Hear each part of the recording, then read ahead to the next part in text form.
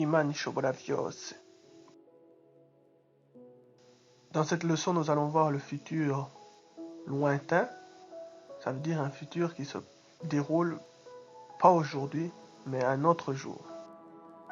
La première question à se poser, c'est quand l'utiliser? Donc, comme dit précédemment, on l'utilise pour une action dans le futur de demain ou un autre jour. Il est important d'insister que c'est une action future qui ne se déroulera pas aujourd'hui. Maintenant, comment l'utiliser? Il existe deux formes différentes. Une en Kinyarwanda et une en Kirundi. Je vais montrer maintenant comment on le forme. Donc la différence, il y a deux infixes, un infixe Kirundi, un infixe Kinyarwanda. L'infixe en Kirundi, c'est le zo. Et en Kinyarwanda, c'est le za. Donnons l'exemple. Maintenant, pour clarifier ce point-là. Prenons le verbe kuririmba qui signifie chanter. En infinitif, que ce soit en Kirundi ou en Kinyarwanda, kuririmba est la même chose. Ensuite, nous devons enlever le préfixe de l'infinitif qui est le ku. Ensuite, nous verrons là la différence. En Kirundi, on insérera l'infixe nzo, tandis qu'en Kinyarwanda, on insérera l'infixe za.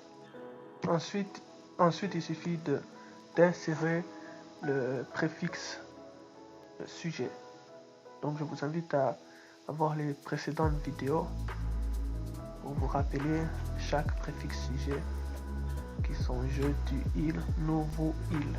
Ainsi, nous avons nzoririmba, zaririmba, uzoririmba, uzaririmba, azoririmba, azaririmba, tuzoririmba, tuzaririmba, muzoririmba, muzaririmba, bazoririmba, bazaririmba.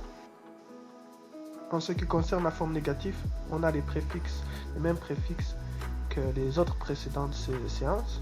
Donc on aura en Kirundi sinzoririmba, tuzoririmba, tazoririmba, tituzoririmba, timuzoririmba, tibazoririmba. En Kinyarwanda, on aura sinzaririmba, tuzaririmba, tazaririmba, tituzaririmba, timuzaririmba, tibazaririmba. Maintenant, une petite remarque. Lorsqu'on dit turasubir en Kirundi ou en Kinyarwanda pour dire au revoir, mais lorsqu'on dit au revoir, c'est qu'on sous-entend dans ce cas-là qu'on se reverra aujourd'hui. Tandis que lorsqu'on dit tuzosubira, tuzasubira en Kinyarwanda, ça veut dire qu'on se verra demain ou dans le futur. Maintenant, présentons d'autres exemples. Ils travailleront demain. Bazokora ejo. Bazakora ejo. Nous partirons mercredi.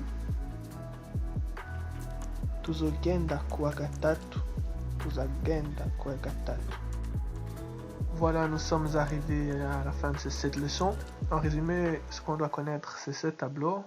Une partie en Kirundi et une partie en Kinyarwanda. Ok, je vous remercie et à bientôt.